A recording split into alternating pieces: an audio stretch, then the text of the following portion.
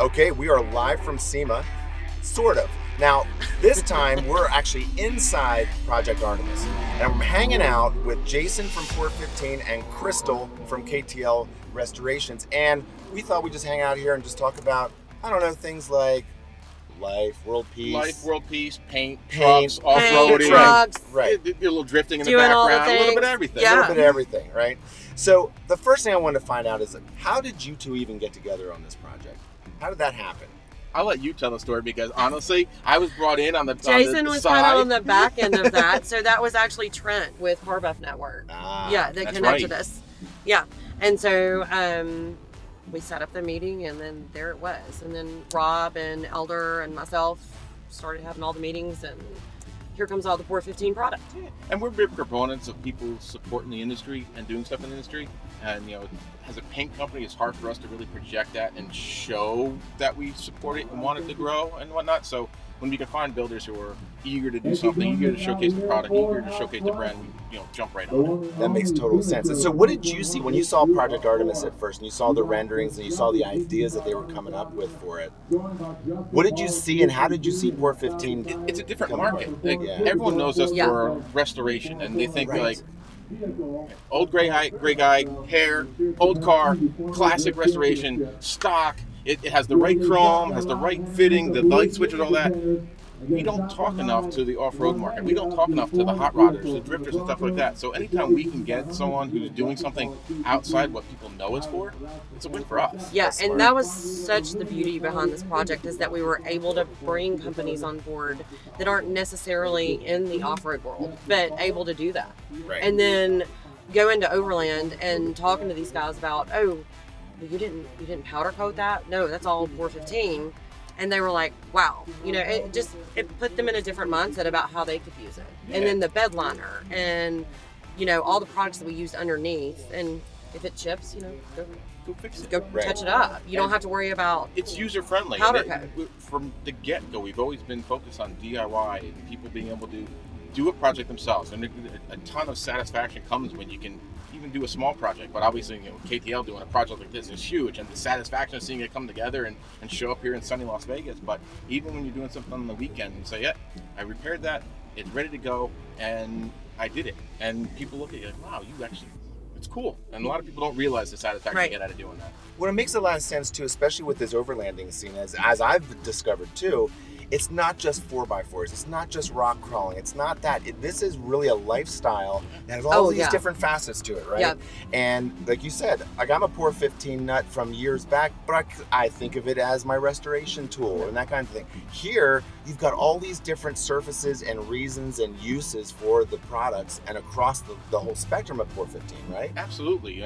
Decorative coatings, but more importantly, and everyone kind of forgets, paint always looks pretty, but paint's designed to protect the surface. Right. And so what can we do to make sure that the products that we have in our portfolio do that and are usable for everyone? So Overland's a perfect experience. You're taking it, you're going out, you're doing stuff, something breaks, you have to fix it in the field and you have to weld it. Right.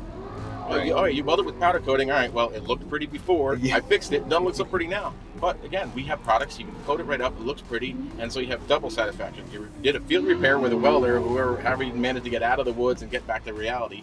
And two, you painted it and it moves on. So you don't have to redo everything. And this whole scene is like the ultimate DIY experience, right? Absolutely. It's amazing, man. Yeah. Like the tent they put on top. So you got showers, you got water filtration. It's like a whole house in itself that you can just take off into the woods and do whatever. I was saying, this thing's actually nicer than my house, So the whole mindset was, if you can't go out and be in it for a week, then we didn't do it right. It's got to be functioning where somebody can take it out and literally live in it. Right. Filtrate your water. You've got lights in your tent. You can charge your cell phone. We've got 2 different battery systems going on so that the lights are not draining the main batteries. There's so many things that went behind the mindset of building this. That makes sense. And it being functional. So the functionality is the biggest. That's the biggest feature of the entire overland scene, right? It's all about functionality and being able to go off road, go off the grid. It's motorized hiking is the best way to do it. You know, I'm going on a long ice hike, and now you got a vehicle to take along with you and exist for, like you said, multiple days, weeks. And it's an OBS Ford that we put like all of these amazing new products on. Yeah. Anywhere from 2005 up to 2020 products went and fit it on the OBS, which is everybody's favorite Ford. Yeah, right now. And it's so it was amazing. So what do you see for the future in this particular category in overlanding for POR-15? Do you guys see like maybe even, I don't know, coming up with some products specifically for this market? Does that make any sense, or Yeah, as we dig more into it, personally, I'm more of a drag racing, like go fast, straight, as fast as humanly possible type of human being. Right. So the overlanding's new to me in that regard, even though we did the Jeep a couple of years ago. But it's listening to the market. What are some of the things that they come up against when you're out on the trails, when you're even home taking care of it, cleaning the vehicle?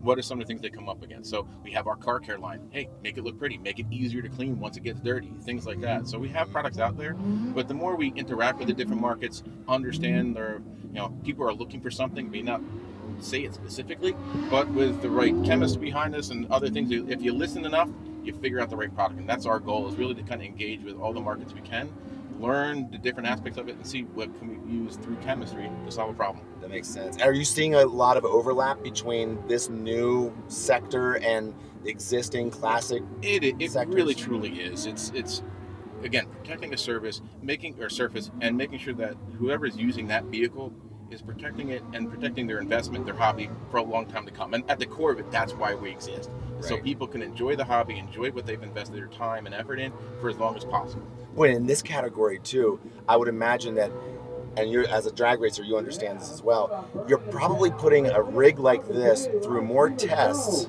of surfaces, right? And being able to, how abusive environment can you throw things at? This is at the top of the list, without a doubt. Right. So this might be the perfect field test for every POR-15 product ever made, right? Exactly.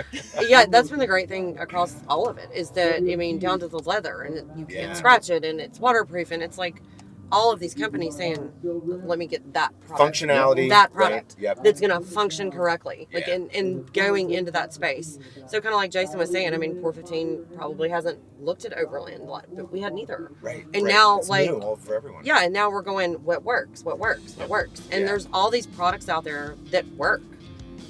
Now we've got a whole different demographic to show them to. Well, you've got all those products sort of just all culminating in Project Artemis itself, right? With all these different functional tools that actually look cool as well, right? Absolutely. It's still got to look cool. Yeah, right. Still has to look cool. We're car people. We're car enthusiasts. It still has to look cool. Be right. Yeah, we're not just going to hose this thing down in mud every weekend. We're going to clean it and make it look pretty. Yeah. But you can pressure wash it. Where the show car, you're not going to pressure wash the show car. You can pressure wash it. Right. Yeah. Now, if we could actually see if we could fit this thing through an automatic car wash, that's what I would love to see. I don't know if that would happen. You think that's going to happen? I don't think so. Yeah. We might lose some parts. We might lose, but right. I don't know if Jono would be super happy about the tent, maybe not getting kicked off. Maybe not. I don't know. Well, I appreciate you guys coming out, man, and sitting inside the truck like this. Hey, I'll tell you this much.